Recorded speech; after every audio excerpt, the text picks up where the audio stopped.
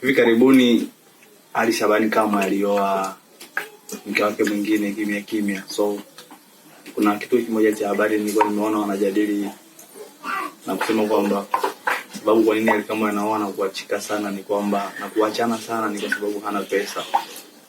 Sasa mimi sikubaliani na hilo binafsi. Sijui wewe, lakini mimi binafsi sikubaliani na hilo. Kwa sababu unafahamu wana watu wanahitaji nini?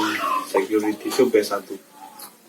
Lakini pia sasa kufahamu zaidi kuhusu wanawake, mambo gani wanahitaji na mambo gani hawahitaji, nenda katazame video yangu hiyo hapo. Nimeeleza kwa kina jinsi gani mambo gani yanaweza kuathiri mahusiano yako kwa mwanamke wako ukiwa utamfanyia, na mambo gani usipomfanyia inaweza yakafeva au kuathiri athari chanya mahusiano yako, ili mwanamke wako abaki kuwa wa kwako, akutii na kukusikiliza siku zote.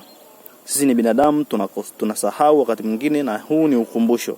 Niite MC Mkali kwenye mic, na hii ni The Laboratory.